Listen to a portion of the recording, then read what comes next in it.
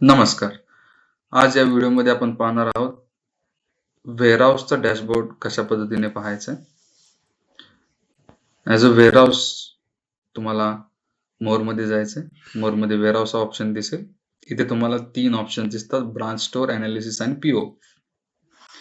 हा ऑप्शन फक्त त्याच ह्याला अवेलेबल असेल ज्यांच्याकडे वेअरहाऊस प्लस मल्टी लोकेशनचा ॲड ऑन अवेलेबल असेल. आता आपण ह्या 3 ऑप्शन पैकी एनालिसिस वरती जायचंय. जे काही इन्साइट्स आहेत बिझनेसच्या रिलेटेड ते इथं आपल्याला पाहायला मिळतात. एनालिसिस ह्या सेक्शन मध्ये आपल्याला बिझनेस आणि इन्व्हेंटरी हे 2 ऑप्शन दिसतात.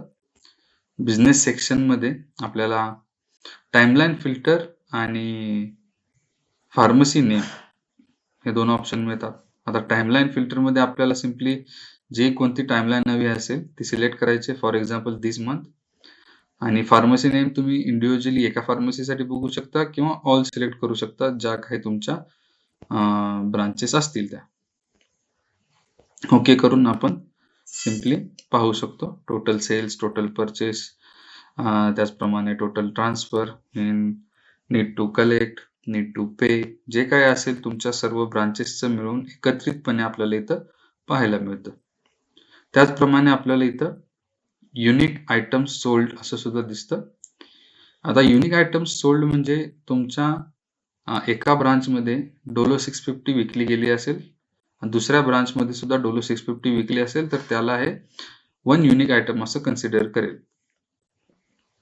त्याचप्रमाणे युनिक पेशंट सर्व्ड सुद्धा आपल्याला इथं पाहायला मिळतं. आता ह्या डॅशबोर्ड वरती आपल्याला सर्वात आधी ओव्हरऑल सेल्स समरी पाहायला मिळते एका चार्टच्या माध्यमातून.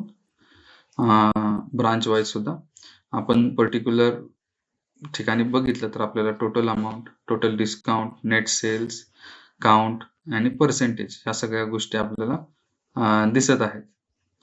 त्याचप्रमाणे मंथली सेल्स ओव्हरव्ह्यू मध्ये सुद्धा आपल्याला total discount, total sales, net sales आणि काउंट पण दिसत आहे टोटल अमाऊंट सोबत. आणि ही मंथली टाइमलाईन आहे. त्याचप्रमाणे स्टाफ वाईज सेल्स आपल्याला पाहायला मिळतं.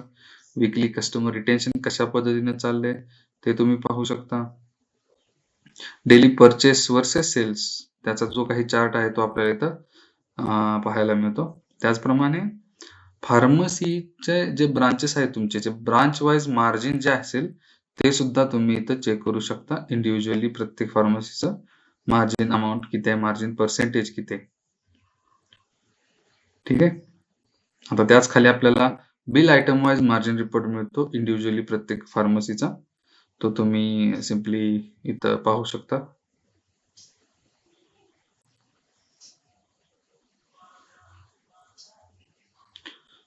ठीक आहे. आता इथं आपल्याला अजून एक ऑप्शन मिळतो चार्ट स्टाईल चेंज करण्याचा. आता प्रत्येक इंडिव्हिज्युअल चार्ट तुम्ही चेंज करू शकता.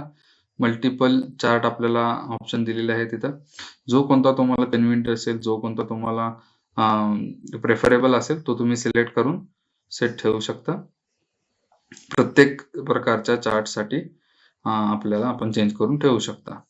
सगळ्या चार्टसाठी अवेलेबल आहे हा ऑप्शन. ठीक आहे. आता त्याचप्रमाणे आपण एका इंडिव्हिज्युअल फार्मसीचं पाहूया एक्झाम्पल. आता ही फार्मसी आपण सिलेक्ट करूया. ह्या फार्मसीचे आपल्याला अनालिटिक्स पाहायचे आहेत, अनालिसिस पाहायचं आहे. आपण ती फार्मसी सिलेक्ट करतो आणि ओके वरती क्लिक करतो. तर हे सगळं आता जे चार्ट्स असतील ते फक्त त्या फार्मसीशी रिलेटेडच असतील. ठीक आहे. त्याचप्रमाणे आपल्याला इथे इन्व्हेंटरीचा ऑप्शन मिळतो. आता इथं आपण फार्मसी ऑल सिलेक्टेड आहे आणि ऑल फार्मसीचा आपल्याला इथं इन्व्हेंटरी, युनिक इन्व्हेंटरी आयटम्स पाहायला मिळतात सर्व ब्रांचेसचे मिळून. Top selling items, pharmacy wise non moving items अशा पद्धतीने आपल्याला इथं पाहायला मिळतात. हे जे आपण अनालिसिस पाहतोय मास्टर ऍडमिन डॅशबोर्डचे, हे अनालिसिसचे हे जे चार्ट्स आहेत हे नॉन डाउनलोडेबल आहेत. म्हणजे ह्यांना आपण डाउनलोड करू शकत नाहीत.